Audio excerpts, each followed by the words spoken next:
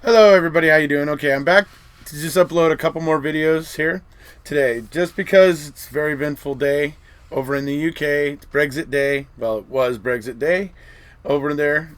For me, it's the evening. It's now the middle of the night on Saturday for them, the day after Brexit. So, UK's officially been out of the been out of the EU now for something going on. You know, Brexit has been a reality for about 3.5 hours when I'm recording this right now, over in the UK. So, but over the course of the day on Friday, there was some things going on. So what I'm going to show you here is, the main part of what I'm going to show you is Nicola Sturgeon's speech today, addressing basically the Scottish people, letting them know what, she thinks is the best plan to proceed and that sort of thing. Just kind of letting the people in on where she feels things are headed, and appealing to them to, see things her way essentially, or at least to see the merit in the approach she wants to take. So, and obviously there's another video that I'm going to upload after this one, so look for that one. And that's going to have a lot of SNP members, and you actually get to see Joanna Cherry, who actually says she actually wants to, when she gets a chance, she's going to have a little chat with Nicola Sturgeon and talk about the constitutional, aspects of Indy Ref 2 and that sort of stuff. So there'll be a conversation there. Now, it doesn't necessarily mean that it will move Nicola or anything like that, but right now she's proceeding cautiously, and she's not wanting to look like she's rushing or making a rash decision. She's very much trying to maintain that everything's cool, and she's just going to continue to hit her main points. She's going to, have passion, but patience. Brilliant stuff. So you'll get to hear it here. Anyways, I'm going to play one clip before her address today. Or, well, yesterday. Anyway, I'm going to play one clip before that, and that is her with, basically having a debate, essentially, with Alistair Carmichael back in 2014, 2015. And I just would point out here that she makes, it's just amazing how she just continually just comes with the facts, and how she's able to, really just make a lot of these people that come after her look like clowns. It's serious. This guy, he's sitting there, he sits there and says that, well, you'll see what he's going to say. He suggests that she's scaremongering, and it's just, anyways. And then her answers are all just very well logical, like, yeah, well, what about this, right? And it turns out she's 100% right, because there was an inner referendum in the UK, and she points out that he had said it on the previous Sunday, but that there was a referendum. You folks, you remember what it was, right? Brexit. That's the referendum she's referring to in this clip. And this is back right after the vote for independence in Scotland. And it's just an interesting clip, so take a look and we'll come on back. The risk to Scotland's European membership is not independence, it's the in-out European referendum that the government of which you are a part is proposing. Yet another piece That's of negative the risk scaremongering to from Nicola Sturgeon. of the European They've Union. been saying this for days now. They want to try and pretend You that said if we on stay as Sunday, the United Kingdom, we will be out. You We've said got on Sunday, three Alistair, parties. that Just you please a couldn't second, guarantee Nicola. that Are we Scotland going would to stay in stop the this? European Union. Oh, come on, you can hold your own, surely. You No, don't have to keep appealing I'm to sorry, Rona. but Come on. I'm trying to play by the rules, Nicola. Okay. I think you should as You can well. hold your Alistair own, surely. I'm sure I can hold my own, but I'm trying to play by the rules, Okay, and I think Alistair. you ought to as well. Now, what we've got in the United Kingdom is three party leaders, Nick Clegg, Ed Miliband and David Cameron, all who say that they support the continued membership of the European Union.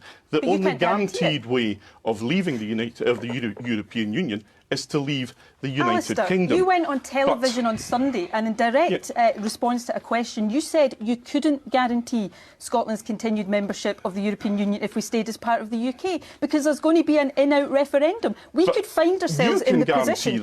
We can find ourselves in the position where the UK as a whole votes to come out and we vote to stay in, and we get taken out against our will. You can't possibly defend that. Everybody else is wrong on European Union membership apart from you. So let's just. So yeah, you see that? That's brilliant. You know, when he's trying to claim she's scaremongering and doing all those things, she throws his own words back in his face. And look at how he gets. Well, you know everything about EU membership better than everybody else. Like, you know, that's not. That's pitiful argument on his part. I mean, it just shows he's overwhelmed because he knows he said that on Sunday. What she's pointing out, he knows he said it. That's why he feels all sheepish and he's not sure what to say at that point. And all he can do is try to degrade her. Right? It's the only option he has left. Okay. I'm going to show you guys one thing. And if you question whether or not Nicola understands EU membership and that sort of thing, well, I'm going to show you a little something right here. A little picture of the EU headquarters in Brussels. So, and then following that, I'm going to play the clip of Nicola from Friday, there in Scotland, basically Brexit Day. And so we're going to see her speech that when she addressed the Scottish people, immediately following the picture in Brussels here. All right? So, just remember, after you see this picture, who do you think understands EU membership better? Anyways. And so, here's the picture of the EU building, basically over in Brussels. EU headquarters, you might say. So, there you have it. I think Nicola has understood the path to EU membership pretty well, judging by the fact that the EU has made that gesture. So, I like to let the facts talk for themselves, really. And that right there is the facts talking for themselves. So, anyways, now we'll move into Nicola's speech from today.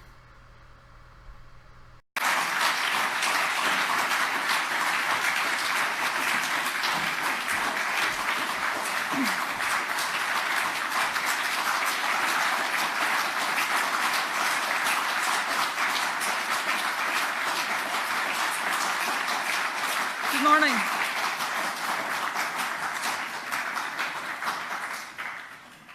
Good morning, everyone.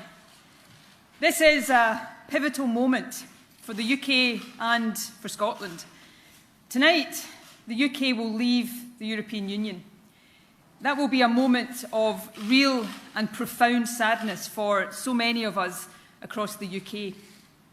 And here in Scotland, given that it is happening against the will of the vast majority of us, that sadness will be tinged with anger. Now, it would be very easy to dwell on that, on all that is being taken away from us. But that's not what I want to do today. Instead, I want to focus on something much, much more important: hope. Hope of a different and better future for Scotland.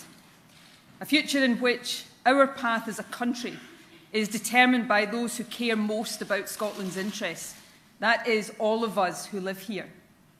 A future in which we do not have to choose between a relationship with our closest friends across the British Isles and our ties with Europe, but can instead build and nurture both. A future where our own Parliament and our own government, accountable to the people of Scotland, are responsible for the decisions and the international partnerships that shape our direction and our destiny. A future where we continue to be an open, welcoming place to live, study and work, and a valued member of the European family of nations.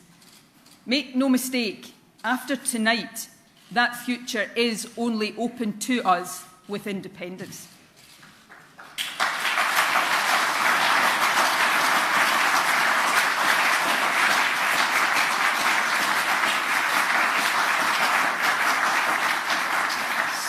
So our task is to persuade a majority of people in Scotland to choose independence. I want to focus today on the work we need to do to persuade that majority that independence is the right and the best choice, and how in the process of doing that we will secure our right to choose it in a referendum. Of course, people do have differing views on whether or not Scotland should be independent. But the case for us having the right to make that choice is overwhelming. As of 11 p.m. tonight, the UK that Scotland voted to remain part of in 2014, a UK inside the EU, will no longer be a reality. The status quo that a majority voted for will no longer exist. There will be a material change in the circumstances that prevailed in 2014.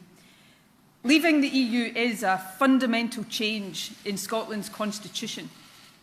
The consequences of that will be significant, even if they are not all felt immediately. Right now, Scotland does not have the powers to mitigate many of these consequences, let alone avoid them altogether. And the UK government has shown no interest at all in finding ways to accommodate our distinctive views and interests. Take the vital issue of migration. On Monday, I published proposals that would, in a post-Brexit world and within current constitutional arrangements, allow Scotland to address our distinctive population challenge. These proposals have significant support from across Civic Scotland and the business community. And yet, within hours, and with no consideration whatsoever, they were dismissed out of hand.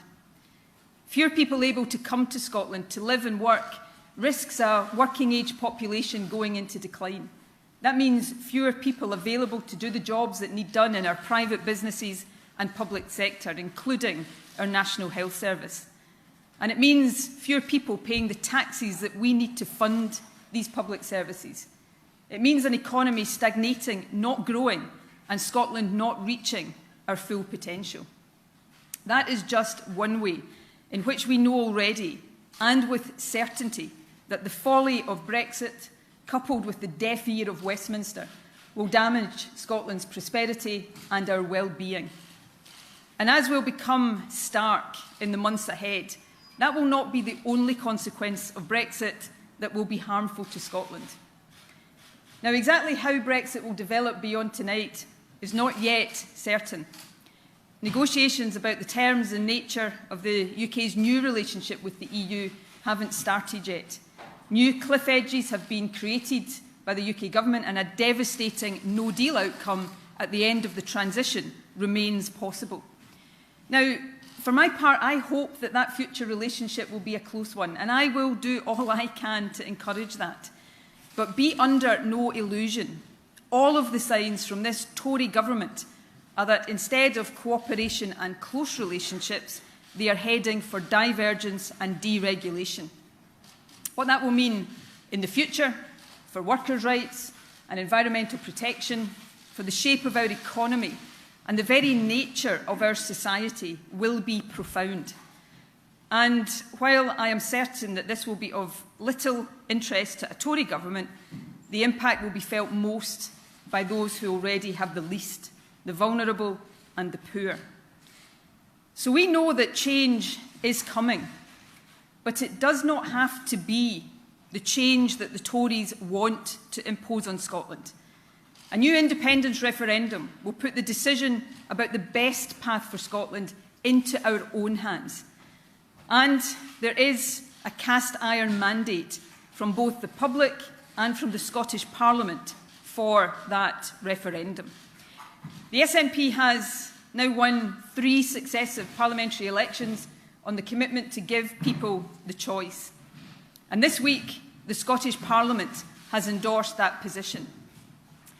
That the Tories are trying to block a referendum only shows their contempt for democracy in Scotland. And I think somewhat counterproductively for them, it serves to illustrate just how unequal this supposedly equal union is. And we should also remember this. Fundamentally, the Tory position is a sign of weakness, not of strength. If they had any confidence at all in the argument for the Westminster Union, they would have no problem with the people of Scotland having the right to choose. It is the fear of defeat that is making them so desperate to deny Scotland the choice. And we should draw great encouragement from that. What we in the independence movement must not do is allow a sense of frustration, understandable though it may be, to take us down dead ends or weaken our sense of purpose. We must not let the Tories turn a positive, persuasive and invigorating discussion about the best future for our country into an arid and bitter argument about process and procedure. We must stay the course, even if it sometimes feels difficult. And that's not caution talking, that is realism. You know, for me to pretend that there are shortcuts or clever wheezes that can magically overcome the obstacles we face might make my life easier in the short term, but it would do a long-term disservice to the independence cause that I, like so many, have dedicated my life to. My job is to lead us down a credible path that can deliver independence, and that is what I am absolutely determined to do.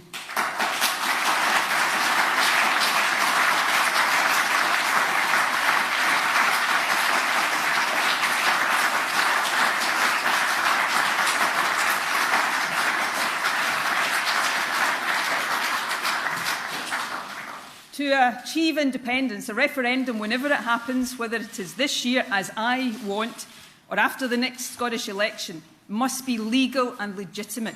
That is a simple fact. It must demonstrate that there is majority support for independence, and its legality must be beyond doubt. Otherwise, the outcome, even if successful, would not be recognised by other countries. And the best way to achieve that, even though it may not be ideal, is to reach agreement on a transfer of power to the Scottish Parliament, just as we did for 2014. Now, it has been suggested that in the absence of such an agreement, it might be legal for the Scottish Parliament to hold a consultative referendum to establish the opinion of the Scottish people, even though agreement would still be required to implement a pro-independence outcome. So let me address that directly. The issue of whether the specific constitutional reservation in the Scotland Act puts any form of independence referendum outside the powers of the Scottish Parliament, or instead leaves open scope for a non-binding consultative vote, has never been tested in court. That means it cannot be said definitively that it would not be legal, but equally it can't be described as being beyond legal doubt. If a proposal for a referendum on that basis were brought forward, it would be challenged in court. Now, if a court ruled that it was legal, it would not be a wildcat referendum, as our opponents like to brand it. It would be within the power of the Scottish Parliament. Should the UK government continue to deny Scotland's right to choose, we may reach the point where this issue does have to be tested. I am not ruling that out. But I also have to be frank. The outcome would be uncertain. There would be no guarantees. It could move us forward, but equally, it could set us back. So my judgment at this stage is that we should use our energies differently. We must focus firmly on building and winning the political case for independence. That, after all, is necessary to win a referendum. But it is also, in my view, how we will secure one. And though we have made much progress, as yesterday's fantastic opinion poll showed, we have more work to do. So let me set out some of the steps we will now take. Firstly, I will continue to do all that I can to secure a referendum this year. And that is for a reason. Brexit has put Scotland on the wrong road, and the further down that road we go, the longer it will take and the harder it will be to get back on the right one. We need back on the right road as soon as possible. To that end, we have informed the Scottish Parliament this morning that following the passage of the referendums bill at the end of last year and this week's vote in favour of a referendum, we will now ask the Electoral Commission to retest the question, should Scotland be an independent country? That question is simple, intelligible and well recognised across the country, but Parliament made clear it wanted it retested, and that is the next practical step we need to take within our powers to prepare for a referendum. We will also build on the vote in Parliament this week by seeking to broaden the coalition of support for Scotland's right to choose. In the first instance, we will invite Scotland's elected representatives, MSPs, MPs, the MEPs elected last year, and council leaders to come together to endorse a modern claim of right for Scotland through a new constitutional convention, to declare that it is for the Scottish Parliament to decide whether and when there should be an independence choice and build support for that principle amongst Civic Scotland. In the SNP and in the Scottish Government, we will also step up work on building the substantive case for independence. Last September, I confirmed that the Scottish Government would start the work needed to ensure that people have the information they need to make informed choices about the future of the country. In the coming months, the Scottish Government will publish the outcome of that work. The New Scotland series of papers will seek to provide the information and answers that people want. They will provide the detail on how Scotland can make the transition from a yes vote to becoming an independent country.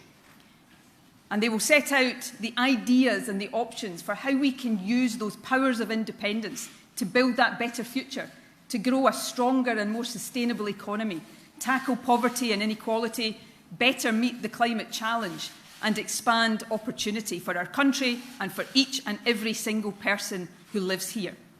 The work of the SNP's Social Justice Commission is a vital part of this and is well underway, engaging with organisations across the country. The Commission will shortly publish proposals for wider debate in the SNP and across the country on how we can use the powers of independence to make Scotland the fairer country we all want it to be and know that it can be. And from the spring, of course, we will respond to the report of the Citizens' Assembly and gauge with its views on what kind of Scotland people want to see and how we can best achieve that. And we will do all of this, recognising, of course, that the SNP is only one voice and that policy in an independent Scotland will be determined by the outcomes of democratic elections. Persuading those who are not yet persuaded requires information and answers, but at its heart, it requires conversation, open and frank discussion about what the people across our country want for themselves, their families and communities, and how best collectively we achieve that. And that is the task of every pro-independence activist around our country. And as we showed in December's general election, when we do the work and when we offer leadership and vision, we can and we do win. So our party campaign is therefore ready to ramp up as well. We will double SNP campaign spending this year to support new independence materials, local newspaper ads, and a new campaign film focused on undecided voters.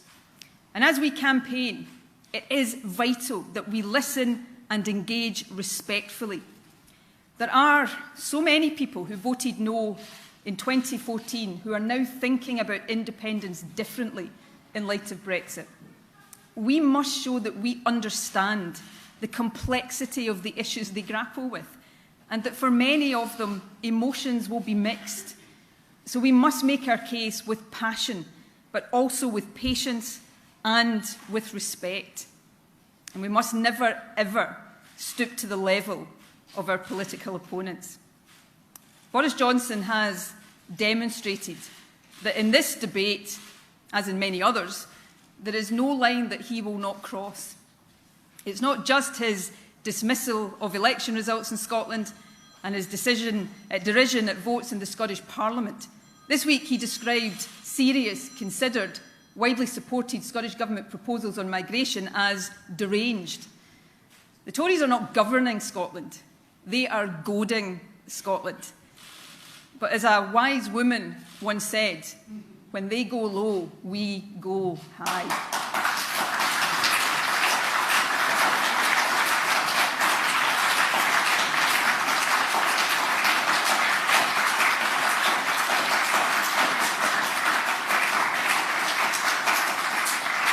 So let us keep firmly focused on the job at hand and take great heart from the fact that we are winning and they know we are winning. The SNP has existed now for more than 80 years. I feel immensely privileged to lead the SNP. And if there are ever days when it feels tough, I think of how much tougher it must have been for our party's founders, when independence wasn't even a distant dot on the horizon. If they had given in to impatience or frustration, we would not be where we are today. The fact is, we have never been stronger than we are now. We're part of a wider, vibrant Yes movement, and independence has never been closer.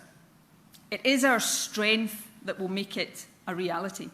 The strength of our arguments, the strength of our unity and our commitment to the cause, the strength of our values, the strength of our vision of an open, progressive, outward-looking Scotland for all who live here, no matter where they come from. An independent Scotland will be born from the strength of our capacity to persuade. You know, history tells us that change very often comes quickly after many years when the obstacles seemed great. Or as the great Nelson Mandela said, it always seems impossible until it is done. In Scotland, I believe we are on the cusp of such a moment.